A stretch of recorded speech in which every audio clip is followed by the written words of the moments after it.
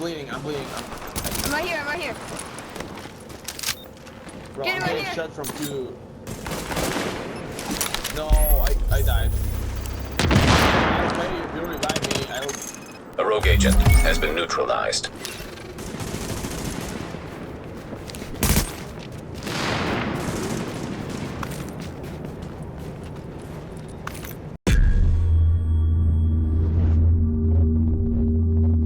Hello, as always, I am Cosmic, and today I'm giving my first impressions of Tom Clancy's The Division, Ubisoft's upcoming third-person open-world RPG. I got my hands on the PC beta with the game being scheduled for a March 8th release. Now the beta had a slice of the gameplay, basically a taster of the full game. It allowed you to experience a couple of side missions, one story mission, and gave you access to the Dark Zone, which is the multiplayer area.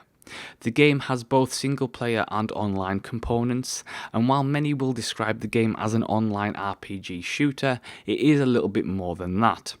While you can play single player in the game is heavily centered around online connectivity, which means there won't be any offline support. However, for a change, I'm actually okay with that, and here's why. The way the multiplayer works is that the open world is divided between hubs, normal areas, and the Dark Zone. Hubs are areas that you can see and interact with other players, as well as have the usual amenities such as shops. It's basically your traditional MMO settlement. Normal areas are where the core of the single player content resides, and contains all the missions, side quests, and encounters. The transition between hubs and normal areas is seamless, but most importantly, the game in terms of the main mission content is designed to be played with friends should you wish to do so. This means that you can pick up a group in the hubs and then head off into the city to do quests and other content without actually having to do any matchmaking, and everything is completely seamless. The game itself is a cover-based third-person shooter. The core mechanics in terms of the combat, the movement and the controls all work very well. It's all very fluid, very intuitive. The actual UI design is very minimal, which is something I very like, and it does create a very immersive atmosphere, and the actual combat is very fun to play. First, I want to talk about the Dark Zone. Now, the Dark Zone areas are where the core of the multiplayer content comes into focus. The sections within the Dark Zone area are level specific, so that as your level increases, you can try more difficult areas. The Dark Zone has both human and AI opponents. The AI is there for loot, and harder encounters with the AI in the Dark Zone will require you to team up with people to overcome. While the PvE content in the Dark Zone is a means to an end, the end of course being loot, the loot itself is irradiated, and the only way to get that loot out of the Dark Zone is to air extract it by calling in a helicopter.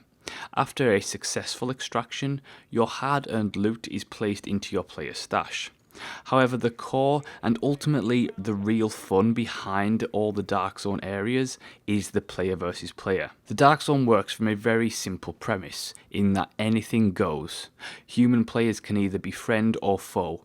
An alliance of convenience may turn sour when you least expect it to. All players will be marked as non-hostile players until they attack someone else, in which they will then be given the rogue tag. This tag lights them up on the battlefield and on the minimap. The tag itself has a cooldown in case you accidentally friendly fired, so that people can eventually hide after being rogue. Rogues will have bounties placed upon them, and killing rogue players does have its benefits, such as gaining Dark Zone experience, as well as the loot they are carrying. Now, there's equal risk and reward for backstabbing your comrades in the Dark Zone. I myself caught up to a lone agent 10 seconds away from extracting his loot.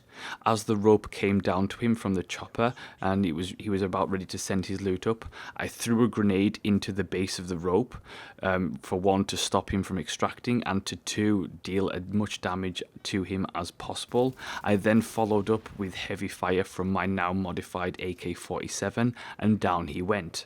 Now, with no other players in the near vicinity, I was able to steal the Dark Zone loot from his corpse with enough time to use his own extraction helicopter to extract the loot immediately to my stash. a really successful endeavour. However, there have been times when going rogue has not worked out for me, and each time you die as a rogue, you lose a ton of Dark Zone experience points, which is essential for accessing the better loot in the Dark Zone. Utter lawlessness and free-for-all mentality of the Dark Zone really makes for an intense, engaging experience. It's a complete opportunist's wet dream, and I think it's fantastic. It is the single mode that I was most skeptical about leading up to getting my hands on it, and ironically, it turned out to be my favourite. The beta did give a really good taste to the multiplayer experience, however it did lack single player content. On the narrative side of things, the premise behind the game's story works as follows. Essentially, on a Black Friday, a pandemic hits New York City and one by one basic services fail. In days, society collapses into chaos, and as part of the Division, a autonomous unit of agents, you essentially are activated as a sleeper agent and you hit into the city to restore order and help people out. Now the story is a little bit cliche, and from what little there was to experience in the beta, it has piqued my interest enough. I'm certainly glad that there are no Dying Light style zombie apocalypse bullcrap going on here. Instead, the world that Ubisoft have intended on creating seems thus far pretty well fleshed out and well realised, and everything looks pretty authentic, which is something I was quite impressed with. For me, one of the most important elements to the Division leading up to it was the RPG mechanics. After all, the developers themselves have built this game as an RPG, as well as being, an open world shooter.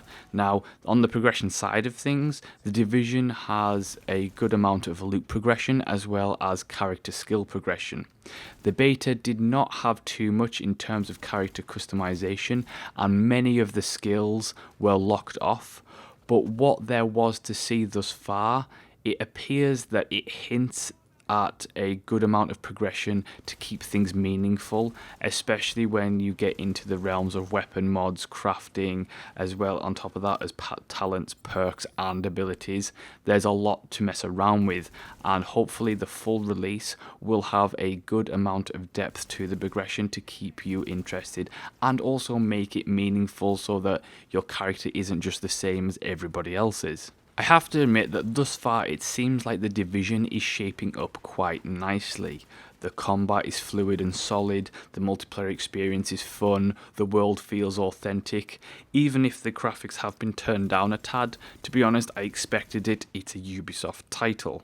The open world, from what I've seen, doesn't seem as empty as something like Watch Dogs did, and most importantly, I have yet to see one damn tower that opens up the map. 0 towers thus far, and I hope for the love of God that it stays that way come full release. I'm hoping that the full game will have more side missions and more things to do in terms of content in the world. I really hope that they don't reuse the same missions over and over again for the side missions. I'm hoping that they have a good amount of content in there to keep people who want to not take part as much in the multiplayer but would rather do the single player content, that it gives them a lot to do and some, put some real meat in there to be had. If Ubisoft can make the full release as good as the beta with more content and no horrid mechanics added in last minute like towers, I actually may be forced to admit that Ubisoft have done very well with the recent Tom Clancy franchise titles. I have to say that the beta thus far has really piqued my interest into the full game, and it's the fact that they haven't put an NDA on the beta kind of shows that they kind of believe in it themselves, which is a surprise for Ubisoft. Usually everything is NDA right up until release, and then we get something like Assassin's Creed Unity, which was an absolute mess. This time, however, everything seems solid. Technically, aesthetically, mechanically, I'm quite impressed, and that takes a lot for me to admit coming from a Ubisoft title. Hopefully the full release doesn't bring any surprises, other than good ones, that is. And that is essentially all there was to talk about in the beta. So that is my first impressions of Tom Clancy's The Division. Thank you so much for watching and listening. As always, like, subscribe and leave a comment, and I will see you next time.